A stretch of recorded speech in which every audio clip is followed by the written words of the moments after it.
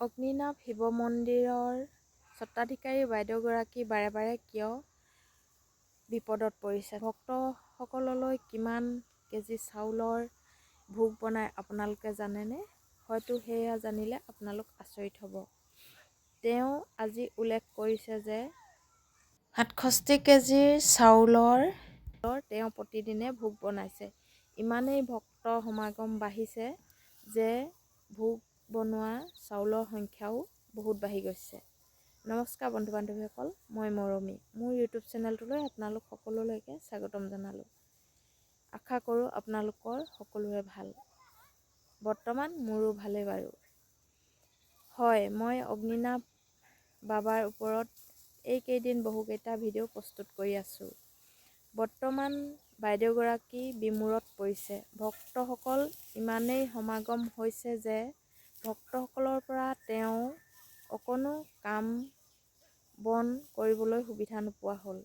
কাৰণ 9টা বজাৰ মন্দিৰ খোলে, কিন্তু ভক্তসকলৰ বাবে এতিয়া তাতকৈ সোনকালে খুলিব লগা হয়।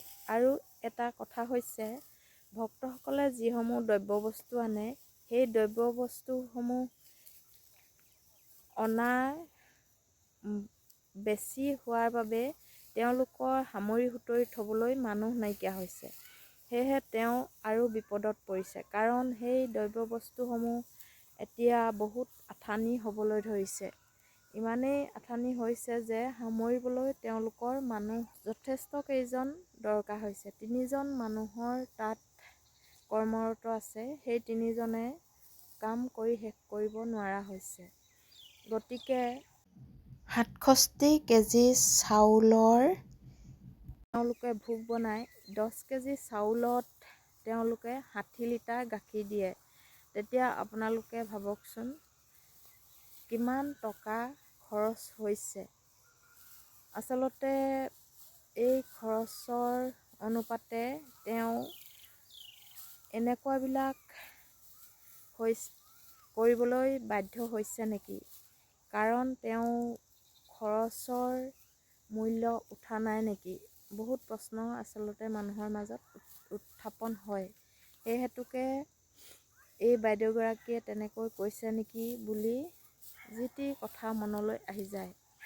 ভক্তসকলে যিসমূহ দ্ৰব্য বস্তু আনে, সেইসমূহ আচলতে কামত লগাব পৰা নাই, আৰু যিসমূহ দৰকাৰ সেইসমূহ তেওঁ পোৱা নাই।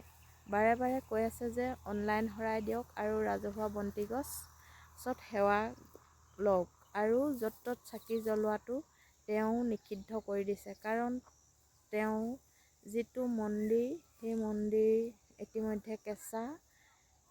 2-3 বাৰকৈ তেওঁলোকৰ খুঁটা জ্বলি গৈছে। ভক্তসকল যিহেতু অসাৱধান মতে চাকি য'ত ত'ত জ্বলাই থৈ আহে, আৰু তাত চোৱা চিতা কৰিবলৈ কোনো মানুহ নাই, সেয়েহে অকস্মাতে গৈ 2-3 বাৰ তেওঁৰ খুঁটা আৰু বেৰসমূহ জ্বলি যোৱা দেখিবলৈ পোৱা গৈছে বুলি বাইদেউগৰাকীয়ে নিজেই কথাষাৰ উত্থাপন কৰিছে।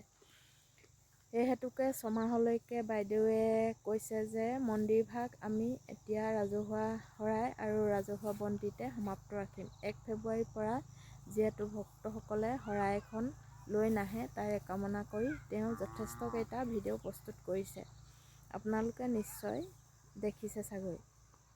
যদিও বা নাই দেখা, মোৰ এইটো ভিডিঅ' যোগে আপোনালোকে গম পাইছে যে 1 ফেব্ৰুৱাৰীৰ পৰা যিসকল ভক্ত অগ্নিনাভ মন্দিৰলৈ আহিব, তেওঁলোকে শৰাই, নৈবদ্য এইসমূহ লৈ নাহিব। মাত্ৰ আনিব চাকি, ৰাজহুৱা চাকিত তেল ঢালিব পাৰিব আৰু ধূপ এগছ জ্বলাব পাৰিব। আৰু যি সৰহ হয় সেই তেলসমূহো ঘৰলৈ লৈ অগ্নিনাভ বাবাৰ নামত ঘৰত টান বিপদ আপদ হ'লে সেই তেলকণে চাকি গছ ঘৰত জ্বলাব পাৰিব বুলি তেওঁ ইতিমধ্যে কৈছে। আৰু সেই হেতুকে অগ্নিনাভ বাবাৰ সন্তুষ্ট হ'ব বুলি তেওঁ নিজ মুখে স্বীকাৰ কৰিছে যিহেতু, সেয়েহে ভক্তসকলে বেছি সমাগম নকৰি তেওঁ কথামতে ছমাহটো আপোনালোকে চাওক, আৰু এনেকৈ অনলাইন শৰাই দিও আপোনালোকৰ মনৰ আশাৰ পূৰণ কৰিবলৈ সক্ষম হ'ব বুলি তেওঁ ইতিমধ্যে কৈ আছে। সেয়েহে মই এই ভিডিঅ'টো আপোনালোকৰ মাজলৈ প্ৰস্তুত কৰিলোঁ আৰু ভাল লাগিলে লাইক কমেণ্ট শ্বেয়াৰ কৰি দিব বুলি আশা ৰাখিলোঁ।